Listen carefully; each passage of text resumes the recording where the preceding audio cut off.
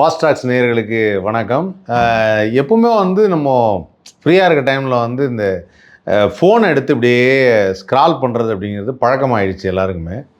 அப்படி பார்க்கும்போது தான் நிறைய ஷார்ட்ஸ் பார்க்குறோம், நிறைய வீடியோஸ் பார்க்குறோம். அப்படி ஒரு வீடியோவை கடந்து வந்தேன். அந்த வீடியோ தான் பார்த்தீங்கன்னா திரு பைல்வான் ரங்கநாதன் அண்ணன் அவர் ஒரு பேட்டி ஒன்று கொடுத்துருக்காரு. சத்யராஜ் அவருடைய மகளை பற்றி ஒரு பேட்டி ஒன்று கொடுக்குறாரு.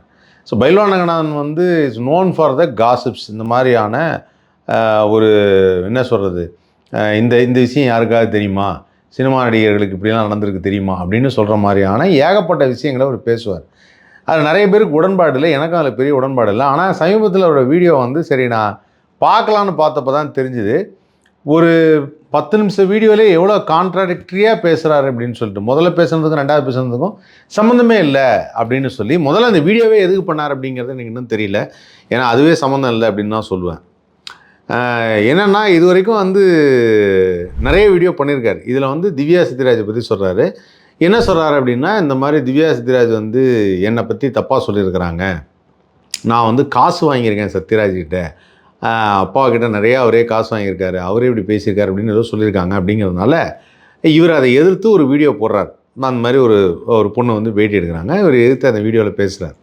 அப்படி பேசும்போது பைல்வான் ரங்கநாதன் சொல்கிறாரு, இந்த விஷயம் என்னை பற்றி அந்த பொண்ணு பேசிங்கிற விஷயத்தை என்னுடைய ஃபேஸ்புக் நண்பர் ஒருத்தர் சொல்லி தான் தெரிஞ்சுக்கிட்டேன். அவர் தான் இதை அனுப்புனார் அந்த வீடியோவை பார்க்க சொல்லி. அப்போ தான் தெரிஞ்சுக்கிட்டேன். அவன் வீடியோ கூட சரியாக பார்க்கல அப்படின்னு இருக்காரு. சொல்லிவிட்டு அதுக்கப்புறம் சொல்கிறாரு, நான் இத்தனை வருஷத்தில் எனக்கு ஒரு 5 வருஷத்துக்கு முன்னாடி தான் திவ்யா சத்யராஜே தெரியும் அப்படின்னு இருக்கார். அதுக்கப்புறம் சத்யராஜ்கிட்ட நான் இது வரைக்கும் ஒரு 2-3 தடவை தான் பார்த்துருப்பேன். அவரை படங்கள் ஒன்றா நடிச்சிருக்கோம். அதுக்கப்புறம் போய் ஒரு வீட்டில் போய் பார்த்து நண்பருடைய ஒரு படத்துக்காக பேச போனேன். அப்புறம் அவர் இப்போ இல்லை 2 வருஷம் கழிச்சு பண்ணலான்னு சொல்லிட்டாரு அப்படின்னு சொன்னார். இவ்வளவும் சொன்னவர், சரி ஓகே இவர் எதுவும் ஒரு பெரிய பரிச்சயம் இல்லை போல இருக்குது அப்படின்னு நினச்சா, அந்த வீடியோவில் ஒரு விஷயத்தை எடுத்து என்னென்னா 18 வருஷத்துக்கு முன்னாடி இவங்களுக்கு எப்படி கல்யாணம் ஆச்சு தெரியுமா அப்படின்னு சொல்லி ஒரு மேட்டர் எடுக்கிறாப்புல. அது அவங்களுடைய பர்சனல் மேட்டர். அதாவது ஒரு நடிகரின் வீட்டில் நடக்கக்கூடிய அவங்க ஒய்ஃபோ அவங்க குழந்தைங்களோ இதெல்லாம் பர்சனல் மேட்டர். நான் ஏற்கனவே விஜய் அவர்களை பற்றி பேசும்போதே இந்த பர்சனல் மேட்டரை பெருசாக நான் டச் பண்ண மாட்டேன்னு நிறைய இடத்துல சொல்லியிருக்கேன். அது அவங்களுடைய பர்சனல். அப்போது அந்த பர்சனல் மேட்டரை இவர் பேசும்போது இவர் தான் ஃபஸ்ட்டு வீடியோவில் சொல்லியிருந்தார், ஒரு 4-5 வருஷத்துக்கு முன்னாடி தான் எனக்கு திவ்யா சத்யராஜ் பற்றி தெரியும் அப்படின்னு.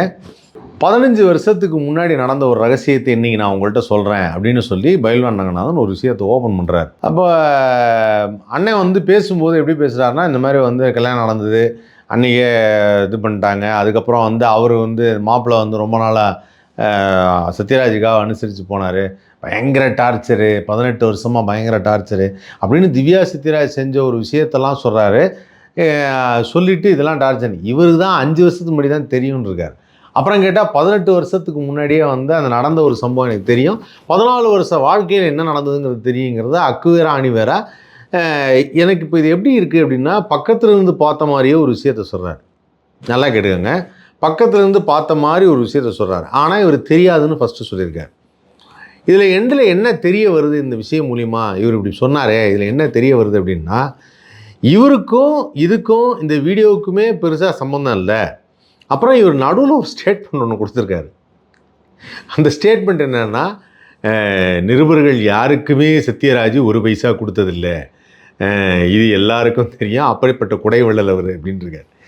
இப்போது இன்டைரக்டாக அவர் என்ன சொல்லியிருக்காருன்னா, பத்திரிகை நிருபர்கள் காசு வாங்கிட்டு தான் விஷயத்தை செய்வாங்க, காசு வாங்கிட்டு தான் செய்திகளை போடுவாங்கன்னு இன்டைரக்டாக எல்லா பத்திரிகை நிருபரையும் அவர் தவறாக சொல்லியிருக்கார். இது நான் எங்கே போய் சொல்கிறது? இப்போது இவருக்கு எழுதி கொடுத்து ஏதாவது பேசணும், இவர் கொஞ்சம் யோசித்து பேசணும், இவர் அதை யோசிக்க மாட்டேங்கிறாரு, யோசிக்காமல் பேசிடுறாரு. இவர் சொன்னதை வச்சு பார்க்கும்போது என்னென்னா, இவர் காண்டில் பேசுகிற மாதிரியே இருக்குது.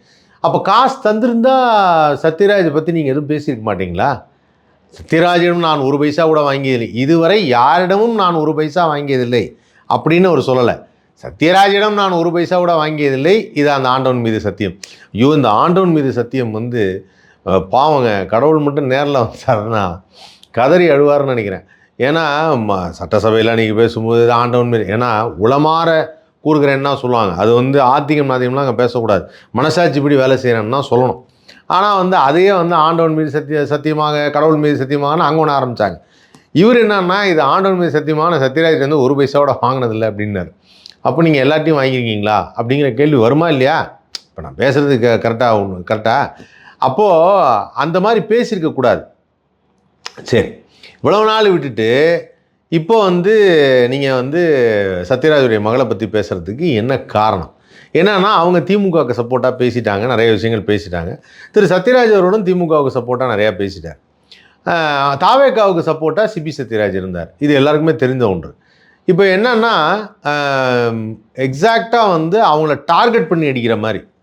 அதாவது இப்போ இவர் வந்து சத்யராஜ்கிட்ட ஒரு பைசா கூட வாங்கலை அப்படிங்கிறது சத்தியம் பண்ணிட்டார். வேற யார்ட்டையாவது பைசா வாங்கியிருக்காரா இல்லையாங்கிறத நம்மக்கிட்ட சொல்லலை இல்லையா? அது இப்போ யோசிக்கணும்ல. இவர் அவர்கிட்ட மட்டும் தான் நான் வாங்கலை, எதுக்காக இந்த டாப்பிக்கை ரீஓப்பன் பண்ணீங்க? ரீஓப்பன் பண்ணி அந்த பொண்ணை பற்றி இவ்வளோ தூரம் வந்து பேசி பர்சனல் மேட்டரை எடுத்து, அது நிறைய விஷயங்கள் இருக்கும் சார். ஒரு பொண்ணுக்கும் ஒரு பையனுக்கும் அவங்க நடிகைனாலோ இல்லை அவங்க பொது வாழ்க்கையில் இருக்காங்கிறதுனாலையோ அவங்க வந்து அந்த விஷயத்தை பற்றி எல்லோரும் பேசணும்னு அவசியம் கிடையாது. அவங்களுடைய இன்னர் கேரக்டர், அவங்களுடைய வீடு, அவங்க வீட்டில் எப்படி பேசுகிறாங்க அதெல்லாம் வேறு. அவங்க வெளியில் வந்து பேசுகிறது வேறு. அப்படியெல்லாம் எல்லாரும் வந்து ஒரே மாதிரி இருந்துட மாட்டாங்க. அது அவங்களுடைய கேரக்டர், அவங்களுடைய வாழ்க்கை, அவங்க வாழ்க்கையில் என்னங்கிறத அவங்க பார்த்துப்பாங்க. இதை இவர் வந்து நிறைய டைமில் ஒரு எல்லாரோட என்னோடய லைஃப்பையும் ஒரு தடவை எடுத்து பேசியிருந்தார். ஆனால் அண்ணன் கொஞ்சம் குழம்பிட்டார். எதை ஃபஸ்ட்டு பேசுகிறது, எதை கடைசியாக பேச, என்ன நல்லவங்கிறாரு, என்ன கெட்டவங்கிறாரு, திடீர்னு அவன் மோசமானவங்கிறாரு, சரியில்லைங்கிறாரு. பாவமாக இருந்தது. சரி ஓகே, அவரை போட்டு ரொம்ப டார்ச்சர் பண்ணியிருக்காங்க. திரு பயில்வான்றாங்க, நான் தயவுசெய்து சொல்கிறேன், யாராவது உங்களுக்கு ஏதாவது அவதூறு பேசணும், அவர் வந்து இந்த மாதிரி யாரையாவது பற்றி மட்டமாக பேசணும்னா அவரை போட்டு டார்ச்சர் பண்ணாதீங்க. அவர் வந்து ஒரு நிமிஷத்துக்கு ஒன்று பேசுகிறாரு, அதில் எனக்கு பாதி புரிய மாட்டேங்குது. இதில் புரிஞ்சது என்னன்னு எனக்கு தெரியல. ஆனால் கமெண்ட்டில் பார்த்தா எல்லாம் சப்போர்ட்டிங் கமெண்ட், நிறைய சப்போர்ட்டிங் கமெண்ட் தான். எனக்கு தெரியும் இவர் சொன்னதில் 80% உண்மை. ஆனால் அந்த வீடியோவை நீங்கள் வந்து டோட்டலாக யாராவது ஒருத்தர் உட்காந்து கொஞ்ச நேரம் 10 நிமிஷம் தான், பெரிய இதெல்லாம் கிடையாது, 10 நிமிஷம் அதை உட்காந்து பார்த்தீங்கன்னா உங்களுக்கு தெரியும். ஏன்னா சமீபத்தில் வந்து பார்த்தீங்கன்னா யூடியூப்பில் இப்போது என்ன ஒருத்தர் கேட்டார், சார் நீங்கள் வந்து ஆரம்பத்தில் விஜய் வந்து ரொம்ப அடித்து பேசுனீங்க, இப்போ பேசுகிறேன் சார். விஜய் ஒரு நடிகராக இருந்தப்போ அவர் வர வேணாம்னு சொன்னதும், அவர் இந்த கட்சி தொடங்குறது சரியில்லைன்னு சொன்னதும், யாரும் வந்து நீங்கள் அதுக்கு ஆதரிக்காதீங்கன்னு சொன்னதும் நான் தான். ஆனால் இப்போ அவர் தமிழ்நாடு முதலமைச்சர் ஆகிட்டார். இப்போ அந்த மாதிரி பேச முடியாது சார். ஏன்னா அவர் வந்து மக்களால் தேர்ந்தெடுக்கப்பட்ட ஒருவர், மக்களால் தேர்ந்தெடுக்கப்பட்ட ஒரு நபரை, அந்த ஒரு அங்கீகாரம் பெற்ற ஒரு கட்சியை நம்ம அவ்வளோ அவதூறாக பேச முடியாது. அப்படி வந்து உரிமையிலையோ இல்லை வந்து இல்லை இது சரியில்லை அப்படின்னு சொல்ல முடியாது. ஆனால் இன்றைக்கி நான் கேள்விகளை கேட்குறேன், ஏன் இப்படி பண்ணுறீங்கன்னு கேட்குறேன், இதை எப்போ மாற்றிக்க போகிறீங்கன்னு கேட்குறேன். நீங்கள் ஒரு தடவை வந்து பேச மாட்டீங்கன்னா அது கேட்கலாம், ஆனால் அப்படி பேச முடியாது. ஏன்னா இவர் பயிலான ஒரு வார்த்தை சொல்கிறார், நான் பச்சையாக பேசிடுவேங்கிறார். அண்ணே மறுபடியும் சொல்கிறேன், யூடியூப்பில் பேசும்போது பச்சையாக பேசுவேன்னு சொல்லும்போது நானே என்னை மீறி எப்பயாவது அந்த வார்த்தை வரும். எப்பயாவது நான் கூட ஏதாவது ஸ்லிப் ஆஃப் த டங் பேசியிருந்தா மன்னிச்சுக்கோங்க, தவறான வார்த்தைகளை உபயோகப்படுத்திருந்தா. ஏன்னா குழந்தைகள் எல்லாரும் பார்க்குறாங்க. It been a very common platform for every one. குழந்தைங்களுக்கு பெரியவங்களுக்கு எல்லாத்துக்கும் காமனாக இருக்கக்கூடிய ஒரு விஷயமா இருக்குது. அதனால் பேசும்போது கொஞ்சம் மதிப்போடு கலந்து கொஞ்சம் ஒரு நாகரிகமான முறையில் அதை பேசணும்னு சொல்லி கேட்டுக்கிறேன். ஸோ அது ரொம்ப முக்கியமான ஒன்று. அதே சமயத்தில் வந்து சமீபத்தில் வந்து சில இந்த கிறிஸ்ன்னு ஒரு கப்புள் விலாகர்ஸ், ஸோ அதில் வந்து என்னென்னா ஒருத்தர் வந்து ஒருத்தர் வீடியோ போட்டிருந்தார். அவர் பேர் எனக்கு தெரியல, ரோஸ்ட் பிரதர்ஸ்லேயே யாரோ ஒருத்தர் நினைக்கிறேன், அவர் தான். அவர் போட்டிருந்தார், இனிமேல் எல்லாரும் கப்புள் விலாக் பண்ணுங்க அப்படின்ட்டு. என்னடா இவ்வளோ காண்டா பேசியிருக்காரு அப்படின்னு பார்த்தா அப்போ தான் தெரியுது இந்த கிறிஸ் பேசினது. இன்றைக்கி வந்து அழுதுட்டு இருக்காப்புல கிறிஸ், நான் யார்ட்டையுமே காசு வாங்கல, நீ ஏன் இப்படி பேசுறீங்க அப்படின்னு சொல்லிட்டு அழுதுட்டு இருக்காப்புல. ஏன் அழுகிறாப்புல அப்படின்னா குற்றமுள்ள நெஞ்சு தான் குறுக்கும். அப்போ நீங்கள் ஏதோ காசு வாங்கிட்டு பண்ணிடுறீங்க, அதனால தான் அழுகுறீங்க.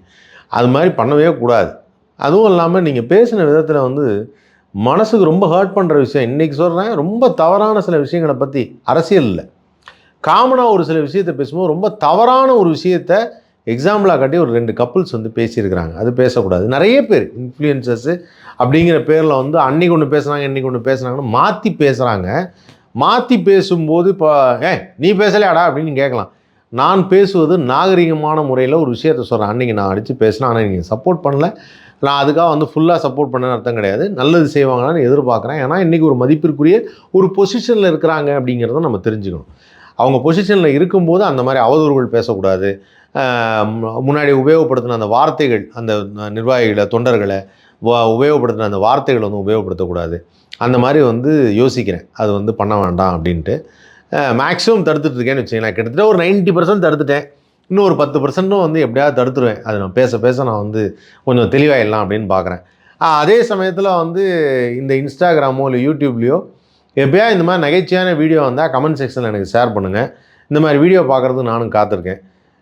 எலெக்ஷனுக்கு முன்னாடி திவாகரை பற்றி நிறையா பேசினேன். இப்போ அதுவும் பிரோஜனம் இல்லாமல் போயிடுச்சு. மறுபடியும் திவாகர் கருப்பு கோட்டு, வெள்ளை பேண்ட்டு, வெள்ளை சட்டை, கருப்பு பேண்ட் எல்லாம் போட்டுட்டு மாண்புமிகு தமிழ்நாடு முதலமைச்சர் மாதிரியே ஒரு அட்டையரில் அவர் சுற்றியும் 4 கார்ட்ஸோடு சுற்றிட்டு இருக்காப்புல. மறுபடியும் அவருக்காக மக்கள்லாம் பயங்கரமான ஆதரவு தராங்க. இனிமேல் நான் அதை போய் என்ன சொல்ல முடியும்? நான் வந்து திவாகரை பற்றி சொன்னேன், அப்புறம் ஒரு சில கருத்துக்கள் சொன்னோம். பட் அதெல்லாம் மக்கள் வேறு மாதிரி ஒரு முடிவு எடுத்து வேறு மாதிரி ஒரு விஷயத்தை பண்ணியிருக்காங்க. அப்படிங்கும்போது அப்போது அதை நம்ம ஒன்றும் பண்ண முடியாது. இனிமேல் போய் அவங்கள்ட்ட வந்து நான் உங்கள்கிட்ட சொன்னேன் நீங்கள் ஏங்க செய்யலை அப்படின்னு நம்ம கேட்க முடியாது. அதனால் இது இப்படி தான் போகும். இந்த உலகம் இப்படி தான் இருக்குங்கிறத நான் தெரிஞ்சுக்கிட்டேன். ஓகே, இது இப்படி தான் இருக்கும், எல்லோரும் இப்படி தான் பேசுவாங்க, இதுக்கு தான் மரியாதை கொடுப்பாங்க அப்படிங்கிறது தெரிஞ்சுக்கிட்டேன். அப்போ நம்மளும் அதே மாதிரி நார்மலாக இருந்துட வேண்டியதான். இப்போ நம்ம போய் கருத்தை எடுத்து சொல்லி ஒன்றும் பிரயோஜனமாக இருக்க போகிறதில்ல. எல்லோரும் சந்தோஷமாக இருங்க, எல்லோரும் சந்தோஷமாக சிரிச்சுக்கிட்டே இருங்க. அன்றைக்கி கூட பார்த்தீங்கன்னா அந்த சிறுமியோடைய வழக்கில் ஐஏஎஸ் இவங்க போலீஸ் ஆஃபீஸர்ஸ் அதிகாரிகள்லாம் வந்து பார்த்திங்கன்னா சிரிச்சிட்டு இருக்கிற மாதிரி ஒரு வீடியோ இருந்தது. அது பார்க்குறப்போ கொஞ்சம் கஷ்டமாக தான் இருந்தது. பட் பரவாயில்ல, அவங்க சிரிக்க வேணாம்னு நம்ம சொல்ல முடியுமா? கஷ்டம். கீர்த்தனா அமைச்சர் வந்து சிரித்தாங்க அப்படின்னாங்க, அதுக்கு அவங்கள சிரிக்க வேணாம் இறுக்கமாக வச்சுக்கோங்கன்னு நம்ம சொல்ல முடியுமா? சொல்ல முடியாது. அதனால் இதெல்லாம் விட்டுற வேண்டியதான். நம்ம இப்படியே காலப்போக்கில் இப்படி தான் இருக்கும் நம்ம நாடு அப்படிங்கிறத நாமளாம் இனிமேல் புரிஞ்சுக்கணும். எங்கேயாவது ஒருத்தர் யாராவது ஒருத்தர் வந்து இதை சீர் செய்ய மாட்டாங்களா, கொஞ்சம் நல்லா வந்து ஒரு ஒரு ஒரு ஒரு ஷேப்புக்கு வந்துடாதா அப்படிங்கிற ஒரு ஆதங்கத்தில் அப்பப்போ பேசுகிறது தான். என்ன இந்த மாதிரி பேசுகிறவங்க வந்து யூடியூப்பில் பேசுகிறவங்கள யாரையோ கூப்பிட்டு மிரட்டினாங்கலாம் போட்டிருக்காங்க. பயில்வானுக்கு இவ்வளோ பேரை பற்றி தப்பாக சொல்லியிருக்காரு. அவரை யாரும் மிரட்டினதே கிடையாது. அப்படின்னா அவர் யாருக்கிட்ட காசு வாங்கிட்டு அவர் காசு வாங்கலை. ஏன்னா அவர் காசு வாங்க மாட்டேன்னு ஆண்டவன் மேலே சத்தியம் பண்ணிட்டார்.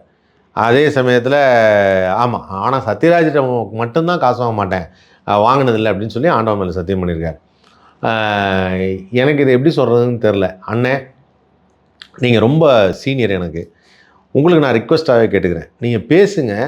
ஆனால் ஒரு விஷயத்தை ரொம்ப குழப்பி பேச வேணாம். ஒன்று ஒரு ஸ்டாண்ட் எடுத்துருங்க. எனக்கு இதை பற்றி நல்லா தெரியும், அடித்து விடுறான் பாரு அப்படின்னு சொல்லி எல்லாத்தையுமே ஃபுல்லாக சொல்லிவிடுங்க. இல்லையா ஒரு பகுதியாக இந்த பக்கம் எனக்கு பற்றி தெரியாதுமான்றங்க. ரெண்டில் ஏதாவது ஒன்று செய்யுங்க. மாற்றி ஒரே வீடியோவில் 4 நிமிஷத்துக்கு முன்னாடி ஒன்று, 4 நிமிஷத்துக்கு அப்புறம் ஒன்று, 2 பார்ட்டாக பேசியிருக்காரு அந்த வீடியோவில். அது பார்க்குறது தான் ரொம்ப ரொம்ப நகைச்சுவையாக இருந்தது. அந்த வீடியோவை பார்த்தோன்னே எனக்கு நிறைய விஷயங்கள் பேசணும்னு தோணுச்சு. அதெல்லாம் நான் சொல்லிட்டேன். இப்போ நான் சொன்னதை வச்சு கண்டிப்பாக என்ன ஒரு தூரம் நல்லா நசுக்கி ஒரு வீடியோ போடுவார். அதை யாரும் தெரியல, அவன் கிடக்கிறான் அப்படின்னு சொல்லிட்டு ஒரு வீடியோ போடுவார். அந்த வீடியோவில் எப்படி காமெடியாக பேச போகிறார் அப்படிங்கிறத பார்க்குறதுக்கு நானும் காத்திருக்கிறேன். வெயிட் பண்ணி பார்ப்போம். தொடர்ந்து ஃபாலோ பண்ணுங்கள், லைக் பண்ணுங்கள், ஷேர் பண்ணுங்கள், சப்ஸ்கிரைப் பண்ணுங்கள். Boss tax.